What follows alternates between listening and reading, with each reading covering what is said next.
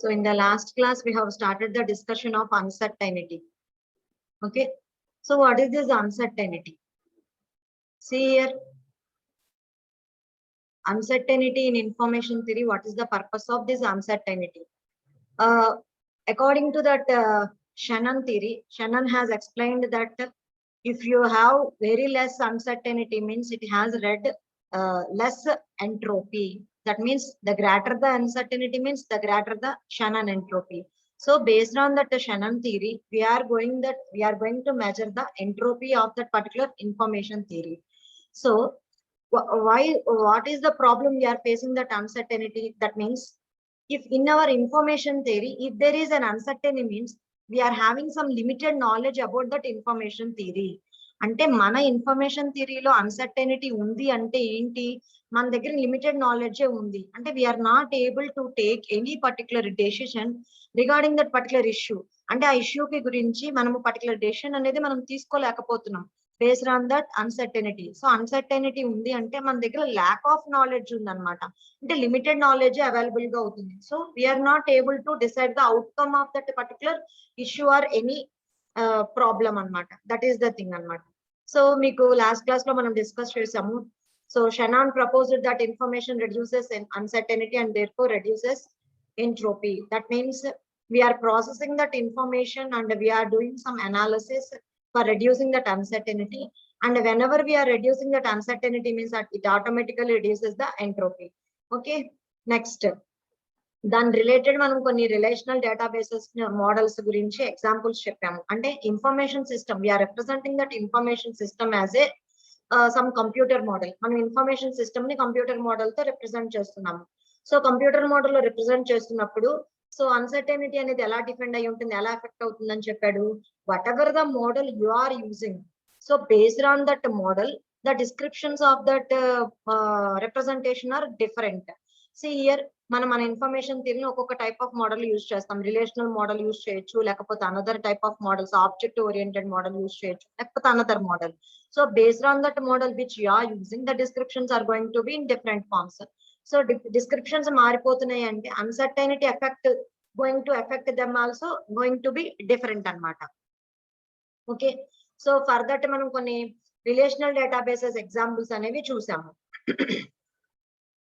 So relational databases examples కాకుండా in general గా మీకు ఇంకా బాగా అర్థం అవ్వాలి, ఇంకా ఎక్కడ అన్సర్టెనిటీ అంటే ఫర్ ఎగ్జాంపుల్ ఇప్పుడు మీ స్టూడెంట్ పాయింట్ ఆఫ్ వ్యూ చూద్దాం.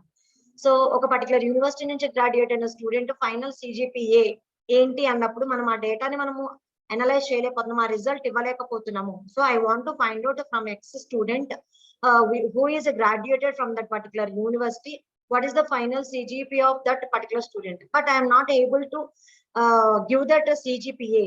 ఆ పర్టికులర్ స్టూడెంట్ యొక్క సిజిపిఏ ఇవ్వలేదు అని అంటే ఏంటి, నా దగ్గర సమ్ లిమిటెడ్ నాలెడ్జే ఉంది, అంటే నా దగ్గర అవైలబుల్ అయిన ఇన్ఫర్మేషన్ థియరీలో lack of information, some uncertainty is going to be existing there. So uncertainty ఉంది అంటే నేను అవుట్కమ్ ని చెప్పలేకపోతున్నాను.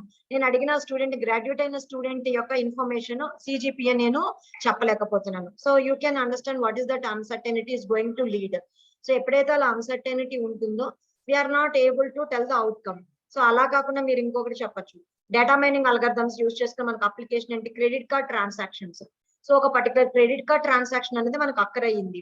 అక్కరైనప్పుడు మనం ఏంటి, ఆ క్రెడిట్ కార్డ్ ట్రాన్సాక్షన్ అనేది వ్యాలిడా లేకపోతే ఫ్రాడా అనేది మనం ఐడెంటిఫై చేస్తాము డేటా మైనింగ్ అల్గరిథమ్స్ యూజ్ చేసుకుని. సో మనము అదర్ ఫ్రాడా లేకపోతే వ్యాలిడా, వ్యాలిడర్ ఇన్వాలిడ్ అనేది కూడా నేను చెప్పలేకపోతున్నాను అంటే ఏంటి, there is again uncertainty is there, some limited information is there about that. అంటే దానికి కావాల్సిన టోటల్ డేటా అవైలబుల్ గా లేదు, some problem is occurring there. So some uncertainty is there, that's why we are not able to do the things. లేకపోతే ఇంకా another examples చెప్పొచ్చు మీకు. ఒక పేషెంట్ యొక్క డిసీజ్ ని డయాగ్నోస్ చేయాలి. So for doing that diagnosis they have done a different test. ఆ test reports ని బట్టి వాళ్ళు డయాగ్నోస్ చేసి ఏం డిసీజ్ అనేది ఫైనలైజ్ చేయాలి. సో ఏ డిసీజ్ అనేది ఐడెంటిఫై చేయడానికి, అక్కడ డయాగ్నోస్ చేయడానికి whatever the information available with them, it is again uncertainty is going to be existing. Like that here కూడా మనం ఇక్కడ నిన్న రిలేషనల్ డేటాబేసెస్ లో సమ్ ఎగ్జాంపుల్స్ చూసాము. What are the sources of uncertainty అనేది చూసాం మనము. ఓకేనా, so sources of uncertainty. So what are the sources of uncertainty? Uncertainty might result from using unreliable information sources. అంటే మనం ఏ ఇన్ఫర్మేషన్ సోర్సెస్ నుంచి, ఏ data sources నుంచి అయితే మనం డేటాని కలెక్ట్ చేసుకుంటున్నాము, those sources are not reliable.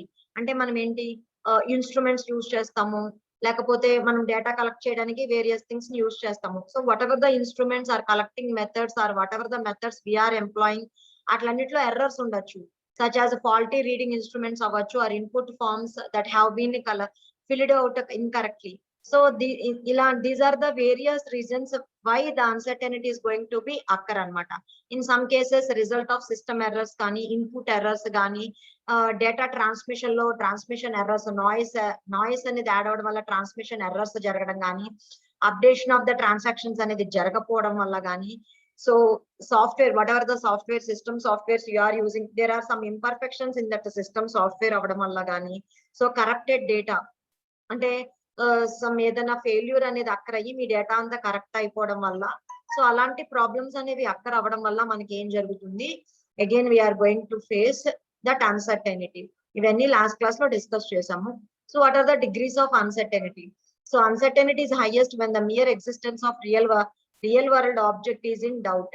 Okay, so ఎప్పుడు uncertainty highest గా ఉన్నట్టు మనం చెప్తాము, వాట్ ఎవర్ దట్, అంటే మనం ఏదైతే ఒక పర్టికులర్ ఆబ్జెక్ట్ గురించి మనం అనాలిసిస్ చేయడం, ఆ రియల్ వరల్డ్ ఆఫ్ అన్సర్టెనిటీ హైగా ఉంది అంటే the existence of that particular world object is in doubt. The simplest solution is to ignore such objects. So uncertainty ఇలా ఉన్నప్పుడు ఏం చేయాలి, so what are the solutions అనేవి మనం నిన్న క్లాస్ లో చూసాము. Next we have started that inferences topic అన్నమాట. ఓకేనా, సో ఇక్కడ మనకి ఏంటంటే కొంచెం ఆర్టిఫిషియల్ ఇంటెలిజెన్స్ టాపిక్ రిలేటెడ్ గా ఉంటుంది. అంటే మీరు inferences, premises, deductions, inductions, rules అనేవి కొన్ని వర్కౌట్ చేశారు ఆర్టిఫిషియల్ ఇంటెలిజెన్స్ లో, వాటికి రిలేటెడ్ లో ఎగ్జాంపుల్ చెప్తా ఉంటాడు ఇక్కడ. So inferences are nothing but steps in reasoning moving from premises to logical consequences. అంటే ఒక పర్టికులర్ థియరీ నుంచి ఆ లాజికల్ కాన్సిక్వెన్సెస్ కి మనం మూవ్ అవ్వడానికి ఇన్ఫరెన్సెస్ ఆర్ ద స్టెప్స్ అన్నమాట. So generally what is mean by info means to carry forward. Ante what is the further step we have to do? So we are having some conclusion or rules like this. Ante manaku oka rendu rules istadamma, aa rules ni batti manam oka conclusion anedi derive cheyali. Okay, deduction anedi manam తీసుకురావాలి. So ఈ type మీరు అంటే మీకు AI లో మీకు some predictions, some type of things అనేది మీరు చేశారు. అంటే కొన్ని 10 రూల్స్ అనేవి ఇస్తాడు. ఆ 10 రూల్స్ మీరు స్టడీ చేసిన తర్వాత మీకు కొన్ని క్వశ్చన్స్ ఇచ్చి ఆ క్వశ్చన్స్ ఏం డెరైవ్ అవుతుందో మీకు చేయమని ఇస్తాడు అనమాట. ఆ టైప్ లో ఇక్కడ ఉంటాయి అనమాట మనకి. సో అంటే దాని రిలేటెడ్ లో అలాంటివి సాల్వ్ చేయడానికి యూజ్ అవుతుంది అని చెప్తున్నాడు ఇక్కడ. Okay, so inference is theoretically traditionally divided into deduction and induction. So inference theory కనుక మనం తీసుకున్నట్లయితే ఇన్ఫరెన్స్ థియరీని ఎలా డివైడ్ చేయొచ్చు అని చెప్తున్నాడు, deduction and induction. In the last class it self I have told you deduction ఏంటి, ఇండక్షన్ ఏంటి అనేది. సో డిడక్షన్ కి వచ్చేసరికి మనకి ఏమవుతుంది అంటే, డిడక్షన్ లో ఏంటంటే మనకి డిడక్షన్ అనేది it deals with exact facts and exact conclusions అన్నమాట. సో డిడక్షన్స్ మనం అప్లై చేసేటప్పుడు, అంటే మీరు యూజ్ చేశారు ఆల్రెడీ ఆర్టిఫిషియల్ ఇంటెలిజెన్స్ లో డిడక్షన్స్, ఇండక్షన్స్ యూజ్ చేశారు. సో డిడక్షన్స్ యూజ్ చేసినప్పుడు మనకి ఏంటంటే, మనకి పాపులేషన్ అంటే ఎంటైర్ పాపులేషన్ శాంపిల్ అంటాం కదా మనం అనాలిసిస్ చేసేటప్పుడు. సో పాపులేషన్ సంబంధించిన జనరలైజేషన్ మనకు ఆల్రెడీ తెలుసు. సో ఆ పాపులేషన్ కి సంబంధించిన ఒక పర్టికులర్ శాంపుల్ కి మనము డెరైవ్ చేసి చెప్తాము. ఓకేనా, so deduction deals with exact facts and exact conclusions అంటారు. అదే ఇండక్టివ్ రీజనింగ్ అనేది ఏంటంటే, ఇండక్టివ్ రీజనింగ్ ఎప్పుడు it is not strong as deductive reasoning. Deductive reasoning అంత స్ట్రాంగ్ గా అయితే ఉండదు. అలాగే డిడక్షన్ రీజనింగ్ అంత యాక్యురసీ కూడా మనకి ఇవ్వదన్నమాట, ఏది inductive reasoning. So but these premises support the conclusion. So inductive method లో మనం చేసేటప్పుడు ఏంటంటే, దానిలో మనం ఏదైతే థియరీస్, ప్రెమిసెస్ యూజ్ చేస్తామో అది మనం ఒక కన్క్లూజన్ ని డిరైవ్ చేయడానికి అయితే ఇండక్షన్ అనేది మనకి యూజ్ అవుతుంది అనమాట. ఓకేనా, ఒకవేళ మనం డిడక్షన్ తీసుకున్నాం అనుకోండి, డిడక్షన్ అంటే ఏం చెప్పాను, it proceeds from general to the specific. అంటే మీకు పాపులేషన్ గురించి జనరలైజ్డ్ గా తెలుసు అనమాట. సో ఆ పాపులేషన్ లో ఒక పర్టికులర్ శాంపుల్ గురించి మనము ఒక స్పెసిఫిక్ దాని గురించి మనము అనాలిసిస్ అనేది చెప్తాం, that is deduction. So deduction is nothing but we're proceeding from that general to that specific, అంటే పాపులేషన్ టు శాంపిల్ అన్నమాట. బట్ ఇండక్షన్ ఏంటి, రివర్స్ లో ఉంటుంది. ఇండక్షన్ ఏంటి, we're proceeding from specific to general. అంటే మనకు ఒక పర్టికులర్ శాంపుల్ గురించి మనకి అనాలిసిస్ తెలుసు. ఆ శాంపుల్ ని బేస్ చేసుకుని దాన్ని జనరలైజ్ చేసి పాపులేషన్ కి అప్లై చేస్తాం అన్నమాట. అలా అప్లై చేసిన దాన్ని ఇండక్షన్ అంటాము. కాకపోతే ఇండక్షన్ ఏంటంటే డిడక్షన్ అంత యాక్యురసీని మనకి ఇవ్వదు. So inductive argument can never be proven correct. అంటే ఇండక్టివ్ ఆర్గ్యుమెంట్స్ అనేవి ఏంటంటే ప్రతిసారి అవి మనకి కరెక్ట్ కింద ప్రూవ్ అవ్వలేదు అనమాట. Next, so if you take that expert systems, they consist of both deductive and inductive rules based on that heuristic rules. అంటే మీకు ఆల్రెడీ మీకు తెలుసు ఎక్స్పర్ట్ సిస్టమ్స్ అనేవి knowledge based systems. Expert systems use చేసి మనము expert based system లో ఏంటంటే మనకి ఇండక్షన్ రూల్స్ ఉంటాయి, డిడక్షన్ రూల్స్ ఉంటాయి. బోత్ అనాలిసిస్ ని యూజ్ చేసుకుని మనకి ఎక్స్పర్ట్ సిస్టమ్స్ బేస్డ్ లో మనం ఏంటంటే కొన్ని హ్యూరిస్టిక్ రూల్స్ ని కూడా అప్లై చేసుకుని మనం అనాలిసిస్ అనేది చేస్తూ ఉంటాం అనమాట. అంటే కొన్ని సర్టైన్ కన్క్లూజన్స్ అనేవి మనము డిరైవ్ చేస్తూ ఉంటాము. దట్ ఈస్ ద థింగ్ అనమాట. నెక్స్ట్, సో ఎక్స్పర్ట్ సిస్టమ్ అంటే ఏంటి, ఎక్స్పర్ట్ సిస్టమ్ లో ఇండక్షన్ డిడక్షన్ ఎలా యూజ్ చేస్తాం అనేది ఇక్కడ జనరలైజర్ గా రాయండి. ఇక్కడ మన పర్పసెస్ లో దాన్ని యూజ్ చేసుకుంటాడు అని చెప్తున్నాడు. అంతేకాకుండా మీకు ఆల్రెడీ చెప్పాను, ఇక్కడ మనకి కొన్ని థియరీస్ యూజ్ చేస్తారు. ఏంటి, ప్రాబబిలిస్టిక్ థియరీస్ యూజ్ చేసుకుని అన్సర్టైనిటీని ఎలిమినేట్ చేస్తారు. ప్రాబబిలిస్టిక్ థియరీస్ లో మనకి ఏంటంటే బేజన్ థియరీ. సో మీరు డేటా మైనింగ్ లో Bayesian theory, probability theory, conditional probabilities use చేసుకుని, so probability of that particular occurrence of a particular event when the occurrence of the another event is known. So అంటే a given B అని అంటాం కదా మనం, conditional probability. So అలాంటి events ని మనం ఎలా హ్యాండిల్ చేసామో ఆ మెథడ్ లో కూడా ఇది సాల్వ్ చేయొచ్చు అని చెప్తున్నాడు. Next, generalization. We will see some examples related to this. So what is this generalization? So generalization more accurately we will call it as inductive generalization. So generalization ఎప్పుడు వస్తుందన్నాము, మనకి ఒక స్పెసిఫిక్ దాని గురించి తెలిసినప్పుడు దాన్ని జనరలైజేషన్ లోకి తీసుకెళ్తామని చెప్తున్నాం. It proceeds from A premise about a sample to a conclusion about that population.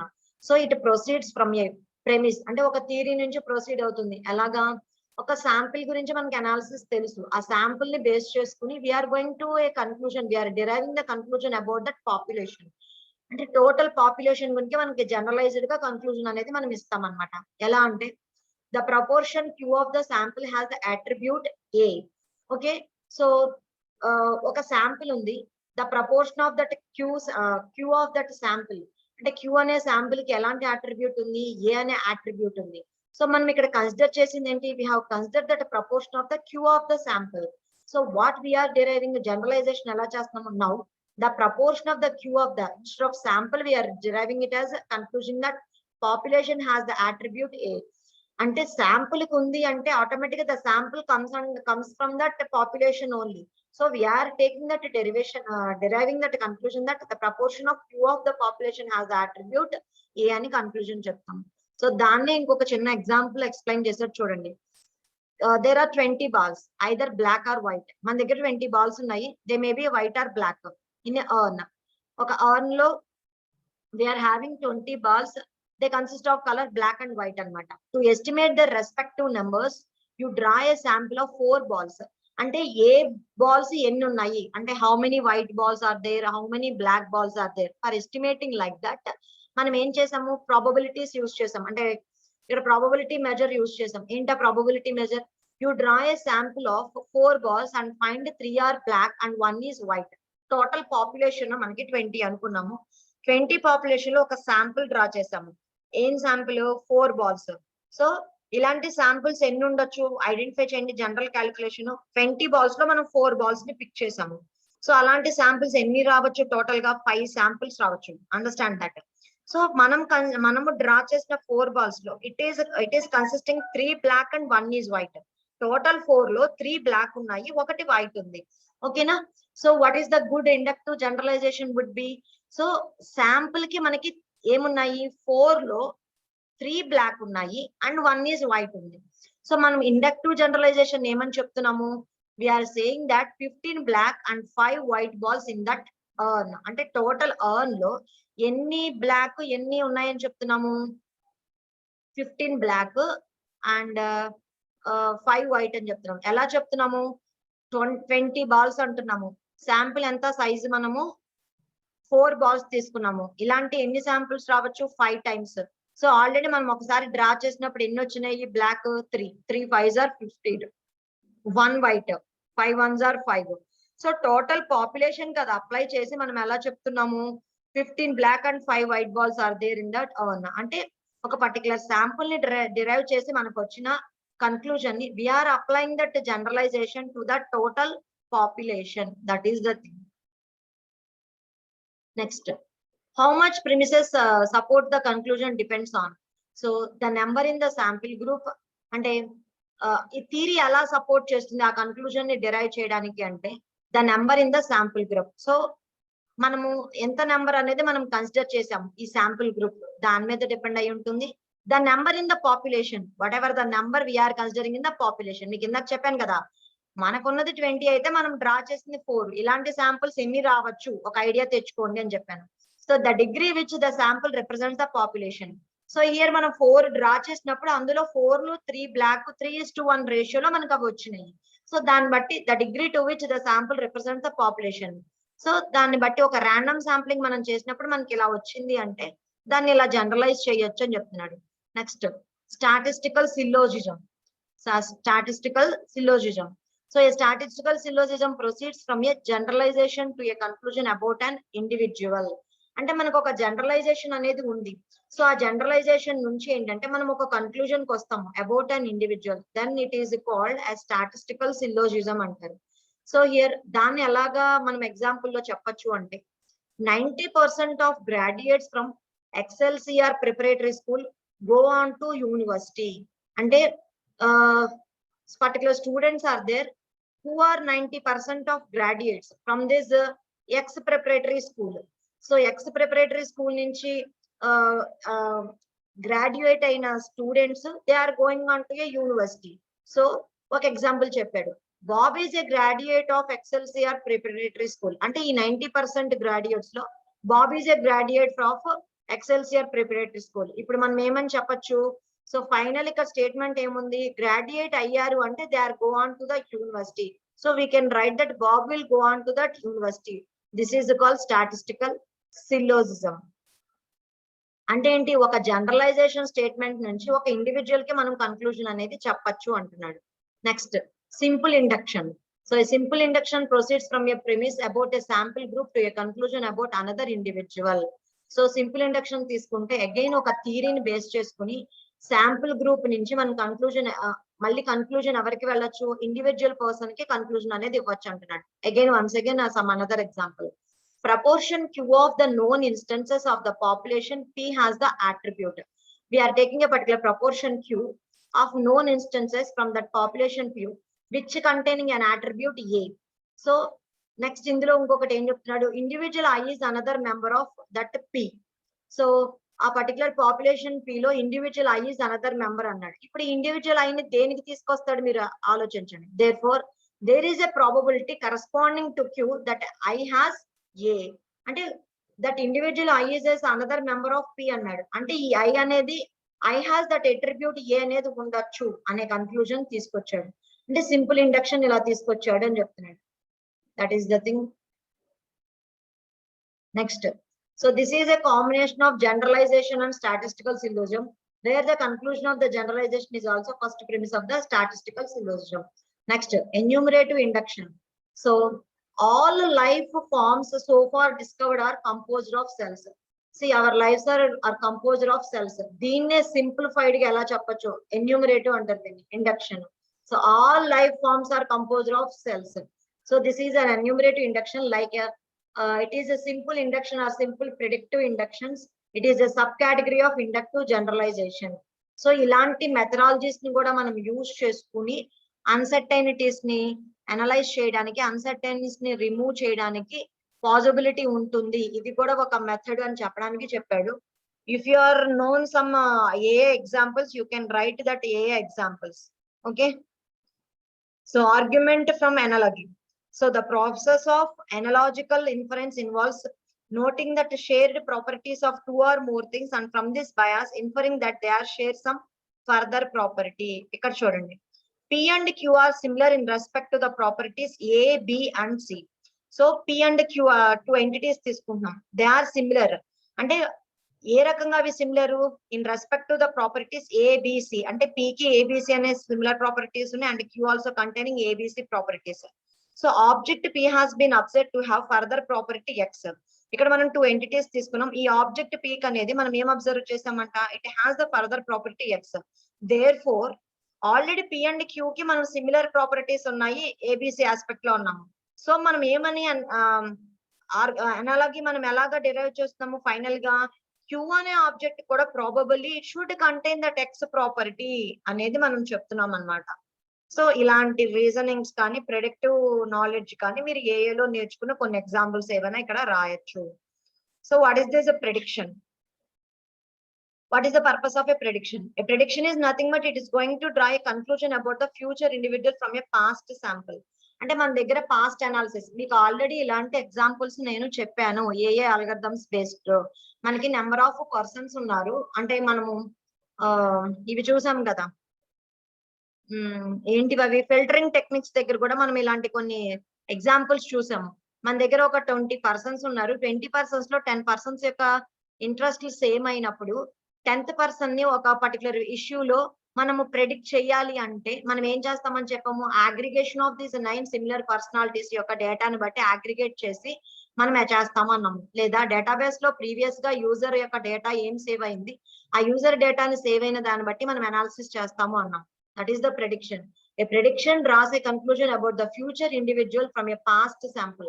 The proportion Q of observed members of the group G had a attribute A. Therefore, there is a probability corresponding to Q that other members of the group G will have that attribute A when next observed. Okay na? ఒక proportion Q ని మనం observe చేస్తే member of group అనే దానికి G అనే దానికి attribute A ఉంది. So another members group G కూడా అట్రిబ్యూట్ ఏ ఉందని మనం అబ్జర్వ్ చేసాము పాస్ట్ డేటాను బట్టి అని చెప్తున్నాం. ఓకేనా? సో నెక్స్ట్ డిడక్టివ్ రీజనింగ్ మీకు తెలుసు. ఇలాంటి రీజన్స్ మీరు ఏలో చూసారు. All men are mortal. This is the first theory or first rule, first premise.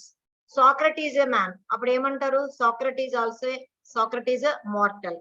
So ఈ 2 రూల్స్ ని బేస్ చేసుకుని మనం అండర్లైన్ చేస్తాం. ఇక్కడ మెన్ మోర్టల్. ఓకేనా? సో ఇవి అండర్లైన్ చేసి ఇక్కడ ఏంటి, Socrates A men, so is a men, so Socrates also a mortal. Conclusion ఎలా డెరైవ్ చేస్తాము, సో ఇవి ఎలా డెరైవ్ చేస్తామో మీరు అక్కడ నేర్చుకున్నారు. You can write that conclusions. So that is the end of that uncertainties and inferences. So we have completed that total ending of 3rd unit. Inferences and uncertainties I have completed. Once again, I am going to do the revision of this 3rd unit, what I have discussed. So in the 3rd unit, first of all, we have discussed information theory. So information theory, manamu processing చేసేటప్పుడు మనము what are the factors we are using. అంటే మనము డేటాని different sources నుంచి collect చేసుకుంటున్నాము. Collect చేసుకున్న దాన్ని processing చేస్తున్నాము. ప్రాసెసింగ్ చేసేటప్పుడు మ్యాథమెటికల్ పాయింట్ ఆఫ్ వ్యూలో రిప్రజెంట్ చేసేటప్పుడు ఏ పారామీటర్స్ ఉండాలి, మనం ఏ పారామీటర్ బేస్డ్ లో మనం ఇన్ఫర్మేషన్ థియరీని రిప్రజెంట్ చేస్తాం అనేది మనం స్టడీ చేసాం. Next information content and redundancy చూసాము. Next classification, compression, summarization, overview. We will see the topics now.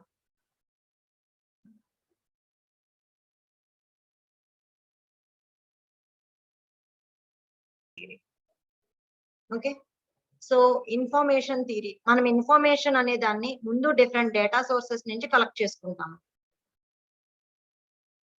Okay, ఎలాంటి డేటా సోర్సెస్ నుంచి కలెక్ట్ చేసుకుంటాము, దాన్ని ఎలా రిప్రజెంట్ చేస్తాం అనేది ఆల్రెడీ వేరే పీపీటీలో మనం చూసాం అది. సో దాని గురించి ఇక్కడ నేను డిస్కస్ చేయట్లేదు. హియర్ మనం ఇన్ఫర్మేషన్ థియరీ అంటున్నాం కదా, మన థియరీని మన అనాలిసిస్ కోసం దాన్ని ఏ ఫార్మాట్ లో మనం రిప్రజెంట్ చేసుకోవాలి. ఓకేనా? So your information theory, it is a mathematical representation of conditions and some parameters which is affecting the transmission and processing of information. So here for doing that particular analysis or processing of that particular information, it should be represented in a mathematical representation of some conditions and parameters which is going to affect the transmission and processing of that particular information. So here before information theory, మనకి ఇది వరకు information theory అనేది communication అనేది ఎలా చేసాం అనేది basic examples అనేవి మనం చూసాము. అది ఏ రకంగా చూసాము, ఒక టెలిఫోనిక్ కాన్వర్జేషన్ అనేది మనం చూసాము. Telephone conversation. So telephone conversation లో మనకి ఏం చెప్తున్నాము, source destination. So who ever the person is delivering some message, so మీకు రిసీవర్ నుంచి అది ఏమవుతుంది, ఆ అనలాగ్ సిగ్నల్ ఆ త్రూ వైర్స్ ద్వారా మనకి ఏమవుతుంది, మీ వాయిస్ మెసేజ్ అనేది అనలాగ్ సిగ్నల్ కింద కన్వర్ట్ అయ్యి ఆ త్రూ ఎలక్ట్రిక్ వైర్ అది ట్రాన్స్మిషన్ అయ్యి మళ్ళీ రిసీవర్ దగ్గరికి వెళ్ళినప్పుడు అది డికోడ్ అయ్యి మళ్ళీ ఒరిజినల్ వాయిస్ కింద అది మెసేజ్ కింద రిసీవ్ అవుతుంది.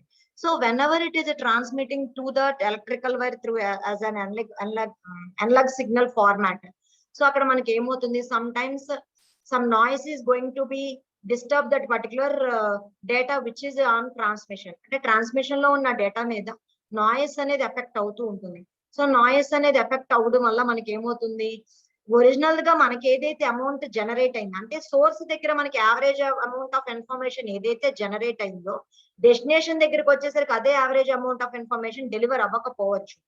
Some things are going to be happen అనమాట. సో దాన్నే ఇక్కడ మనకి ఏం చెప్పాడంటే, message at the source, whatever the message is conveyed by the source, it is a encoding. That means we are using encoder, we are encoding that message and we are sending that encoded message through a channel. ఒక channel ద్వారా మనం దీన్ని send చేస్తాం. while it is transmitting through the channel, some noise is going to be affect that channel. Okay na?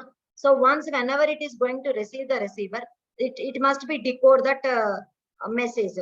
So after decoding it will be delivered to that receiver. So దీన్నే simple గా చూడండి, a person speaks into a telephone receiver, that is the encoder, which converts the sound of spoken words into electrical signal. So the electrical signal is transmitted over the telephone lines, which is subjected to some interference. Some noise will be occurred or applied on that transmission. So when the signal reaches the telephone receiver decoder at the other end, the line is converted again back to the vocal sounds. మళ్ళీ normal vocal sounds కింద మనకి receiver దగ్గరికి వస్తుంది.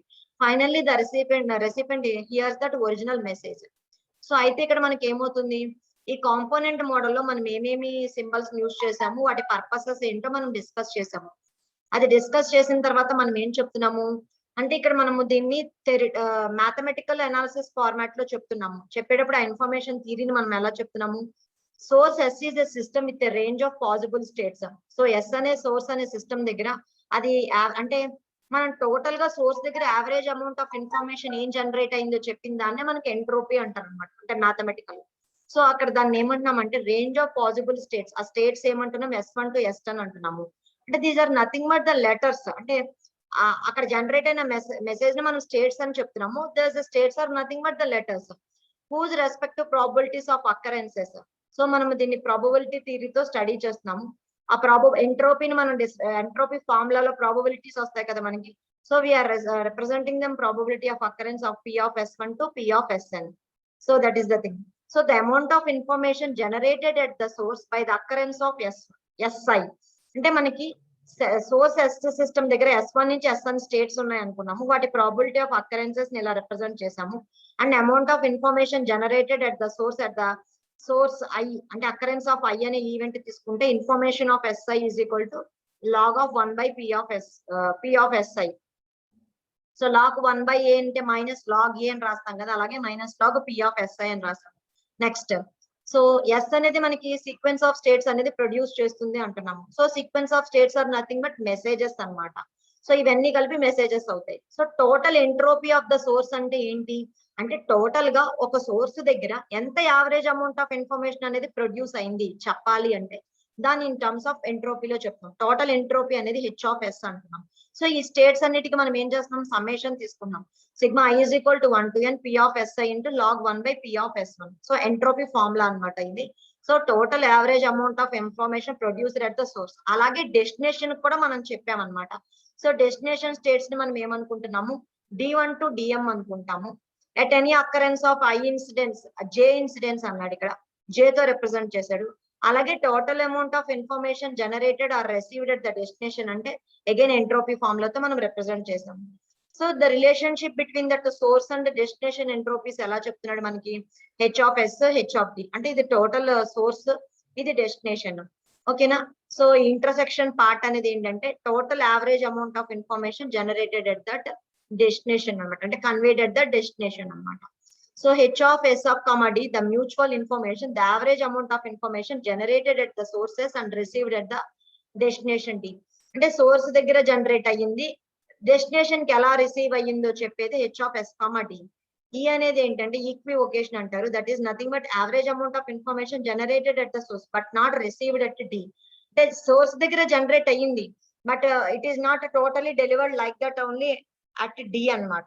ఎందుకని some n is noise is applied. So n is nothing but the average amount received at D but not generated as CI because some noise is applied on that. So మనకి total కావాలి అంటే ఇక్కడ formula ఇలా apply చేసాము. H of s comma d is nothing but h of s minus e or you can write at h of d minus n అనమాట. So we have seen that applications of information theory which will be useful in data compression, error correcting and error detecting codes, cryptography. So data compression means whenever you are transmitting the data, we are not transmitting the data as it is. While you are transmitting, you are compressing the data. For what purposes you are compressing the data? అంటే మనం ఏ purposes కి డేటాని compress చేస్తాము, transmit చేసేటప్పుడు మనకి fast గా transmit అవ్వడానికి అంటే లెస్ టైమ్ లో ట్రాన్స్మిషన్ జరగడానికి, అంతేకాకుండా మనము వేరియస్ పర్పసెస్ లో సెక్యూరిటీ మెజర్స్ లోను ఇంకా అనదర్ పర్పసెస్ లో మనం సైజ్ ని రెడ్యూస్ చేసుకోవడానికి మనం డేటాని కంప్రెస్ చేసి సెండ్ చేస్తూ ఉంటాం అనమాట. So that is the purpose of the compression. So it can be used to determine the maximum theoretical compression for a given message alphabet. అంటే ఒక పర్టికులర్ ఆ మెసేజ్ కి ఎంత థియరిటికల్ కంప్రెషన్ అనేది మనం అప్లై చేయొచ్చు అనే దాన్ని యూజ్ చేయడానికి ఏం థియరీని యూజ్ చేయొచ్చు అంటున్నాడు, షానాన్స్ కాన్సెప్ట్ ఆఫ్ ఎంట్రోపీ. అంటే షానాన్స్ ఎంట్రోపీ కాన్సెప్ట్ కనుక మనకి తెలిస్తే ఒక పర్టికులర్ డేటా మన దగ్గర ఉన్నప్పుడు ఆ డేటాకి ఎంత వరకు మనం కంప్రెషన్ అనేది అప్లై చేయొచ్చు అనేది మనకి తెలుస్తుంది అనమాట. ఓకేనా. సో సో ఇన్ పర్టికులర్ అంటే ఎంట్రోపీ లెస్ ఉంది అని అనుకుంటే ఆటోమేటిక్ గా the average length of encoding is nothing but average length of encoding compression అనేది పాసిబుల్ అవుతుంది. మీరు ఇంకొకటి కూడా గుర్తుపెట్టుకోవాలి, ఎప్పుడైతే ఎంట్రోపీ వాల్యూ అనేది మనం మెజర్ చేసేది ఎందుకంటే ఆ ఇన్ఫర్మేషన్ థియరీ అనేది యూస్ఫుల్ ఇన్ఫర్మేషన్ థియరీ, అన్సర్టైనిటీస్ ఉండవు అని. ఎంట్రోపీ ఎక్కువ ఉంది అంటే ఆటోమేటిక్ గా దానిలో మనకి అన్సర్టైనిటీస్ కూడా ఎక్కువ ఉంటాయి. We're not able to derive the conclusions from that. So ఒక ఇన్ఫర్మేషన్ థియరీలో మనకి ఎప్పుడు ఎంట్రోపీ అనేది తక్కువ ఉండాలి. whenever the entropy is less then only we are able to compress the data అన్నమాట. So error correcting code, detecting codes కొన్నిసార్లు మనం ఏంటంటే ట్రాన్స్మిట్ చేసేటప్పుడు మనము కొన్నిసార్లు ఎర్రర్ కరెక్టింగ్ కోడ్స్ అనేవి యాడ్ చేసుకుని ఎక్స్ట్రా బిట్స్ అనేవి మనం యాడ్ చేసి పంపిస్తాం అనమాట, అంటే to correct the errors. So these codes are nothing but we are adding extra bits to help the correct errors and thus operate in the opposite direction from the compression అన్నమాట. So ఇవి opposite direction లో compression side add అవుతాయి. Detecting codes ఏంటంటే so ఒక particular డేటాను మనం receive చేసుకున్నప్పుడు error occur అయిందా, వితౌట్ ఎర్రర్ అనేది మెసేజ్ మనకి డెలివర్ అయ్యిందా లేదా, we want to know that we're using that error detecting codes అనమాట. అంటే we're automatically detecting whether the error has been occurred or not. For identifying that purpose we are using that error detecting codes anamata. Next, cryptology. So cryptology purposes ఏంటంటే మనము ఎందుకు క్రిప్టోగ్రఫీని మనం use చేస్తాము, ఎలా use చేస్తాము, how we are using the cipher text to plain text cipher text a purposes లో మనం use చేస్తాము, సీక్రెట్ కీ ని యూజ్ చేసుకుని మనం ఎలా ఇన్కోడ్ చేస్తాము, మళ్ళీ ఆ సీక్రెట్ కీ ని యూజ్ చేసుకుని మనం ఎలా డికోడ్ చేస్తాము. So what are the various algorithms we are using for cryptology? So ఆ పర్పసెస్ లో మనం క్రిప్టాలజీ మనకి ఎందుకు యూజ్ అవుతుంది, ఎలాంటి టైంలో మనము we're going to do that, we're going to apply that cryptology అనేది చూసాం. నెక్స్ట్ లింగ్విస్టిక్స్, లాంగ్వేజెస్ కి రిలేటెడ్ అనమాట. So while information theory has been most helpful in the design of more efficient telecommunication system and it also motivated linguistic studies of the relative frequencies of the words, length of the words and speed of reading. అంటే ఒక్కొక్క particular language ని గురించి మనం study చేసినప్పుడు ఆ language లో frequency of words ఏమున్నాయి, వాటి లెంగ్త్ ఆఫ్ వర్డ్స్ ఎలా ఉన్నాయి, స్పీడ్ ఆఫ్ రీడింగ్ అనేది ఎలా ఉంది. ఓకే, సో ఇలాంటి డేటాను మనం మెజర్ చేయడానికి సో ఇన్ఫర్మేషన్ థియరీని యూజ్ చేసుకున్నప్పుడు లింగ్విస్టిక్ బేసిస్ లో ఏంటంటే రెడెండెన్సీని మెజర్ చేయడానికి, efficiency of the symbolic representation ని మెజర్ చేయడానికి ఒక పర్టికులర్ లాంగ్వేజ్ లో మనం యూజ్ చేస్తాం అన్నమాట. సో ఇంగ్లీష్ లాంగ్వేజ్ తీసుకుంటే ఇంగ్లీష్ లెటర్స్ టోటల్ 26 లెటర్స్ లో మనకి we are not considering uppercase and lowercase as a separate. Whatever may be the letter, what is the frequency of particular letter ela untundi, probability occurrence of that particular letter enti, log 26. అంటే ఏ letter అయినా అక్కర్ అవ్వచ్చు, మనం ఏ letter అయినా తీసుకోవచ్చు. So ఎలాగా వాటి యొక్క length ఎలా మెజర్ చేయాలి, స్పీడ్ ఆఫ్ రీడింగ్ ఎలా ఉంటుంది, ఇవన్నీ లింగ్విస్టిక్స్ లో మనం చేయొచ్చు అని చెప్తున్నాడు. నెక్స్ట్, సో ఇన్ఫర్మేషన్ థియరీ అనేది మనం ఇంటర్నల్ గా సిస్టమ్ లో ఎలా స్టోర్ చేస్తాము అనేది మనకి చెప్పాడు. సో ఇన్ఫర్మేషన్ అనేది మనకు సిస్టమ్ లో రిప్రజెంట్ చేసినప్పుడు యాజ్ ఎ బైనరీ డిజిట్స్ కింద మనం రిప్రజెంట్ చేస్తాము. బిట్స్ లాగా బైనరీ డిజిట్స్ లోకి మీకు ఎలా రిప్రజెంట్ చేయాలో మీకు ఆల్రెడీ తెలుసు. డెసిమల్ నంబర్స్ ఇచ్చినప్పుడు బైనరీ డిజిట్స్ లోకి రిప్రజెంట్ చేసి ఎలా మెజర్ చేయాలి అనేది మీకు తెలుసు. So those are the things we have discussed previously. అక్కడ మనం రిలేటివ్ ఎంట్రోపీని ఎలా మెజర్ చేయాలి, ప్రాపర్టీస్ ఏంటి అవి చూసాము. నెక్స్ట్ రిడెండెన్సీకి వచ్చేసరికి, రిడెండెన్స్ అంటే ఏంటి, డూప్లికేట్ ఇన్ఫర్మేషన్. ఓకేనా. సో రిడెండెంట్ డేటాని మనము ఎలిమినేట్ చేయాలంటే ఏంటి, మన మెసేజ్ ఉంది, మన మెసేజ్ లో యాక్చువల్ ఇన్ఫర్మేషన్ లో ఈ రిడెండెంట్ ఇన్ఫర్మేషన్ ని మనం మైనస్ చేస్తే మన యాక్చువల్ ఇన్ఫర్మేషన్ అనేది వస్తుంది. అంటే మనం ఒక మెసేజ్ ని ట్రాన్స్మిట్ చేసాము. So redundancy is nothing but here the number of bits used to transmit the message minus the number of bits the actual information in that message. అంటే మనం టోటల్ గా మెసేజ్ ని ట్రాన్స్మిట్ చేయడానికి ఎన్ని bits use చేసాము, ఆ అన్ని bits లోంచి actual number of bits of actual information ని మైనస్ చేస్తే అనవసరపు ఇన్ఫర్మేషన్ అనేది మనకు వచ్చేస్తుంది, అన్నెసరీ డేటా అనేది వచ్చేస్తుంది. That data is called redundant data. So it is nothing but it is the amount of wasted space used to transmit certain data. So whenever you are transmitting the data, certain data, we are using some unnecessary space for transmitting that particular data అన్నమాట. unnecessary wasted space ని మనం remove చేస్తే మనకు వచ్చేస్తుంది ఏ data వచ్చేస్తుంది, redundant data వస్తుంది.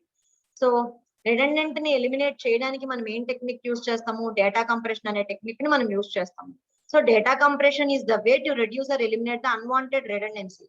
అంటే మన డేటాలో అన్వాంటెడ్ థింగ్స్ ని మనం ఎలిమినేట్ చేయడానికి డేటా కంప్రెషన్ మెథడ్ ని మనం యూజ్ చేస్తాము.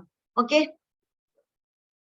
సో కొన్నిసార్లు మనం ఎర్రర్ ని డిటెక్ట్ చేయడానికి మనం ఏం చేస్తాము, చెక్ సమ్స్ ని యూజ్ చేసుకుని మనమే we're adding that desired redundancy for error detection purposes. అంటే మనం ఒక ఇన్ఫర్మేషన్ థియరీని ఒక నాయిసీ ఛానల్ గుండా కానీ లిమిటెడ్ ఛానల్ కెపాసిటీతో మనము ట్రాన్స్మిషన్స్ చేసేటప్పుడు కొన్నిసార్లు మనమే చెక్ సమ్స్ ని యాడ్ చేసుకుని పంపిస్తూ ఉంటాం ఎర్రర్ డిటెక్షన్ పర్పసెస్ లో. సో మనకి అవసరం లేదు అని అనుకున్నప్పుడు దాన్ని మనం రిమూవ్ చేసుకోవాలి అనుకుంటే we have to remove that redundant data అన్నమాట. So how that entropy and redundancy are connected with each other అనేది చూసాము. నెక్స్ట్ ఇన్ఫర్మేషన్ థియరీలో టైప్స్ చూసాము. Classification by characteristics, classification by application and classification by hierarchy. So management లో classification అంటే strategic information ఉంటుంది, tactical information ఉంటుంది, operational information ఉంటుంది.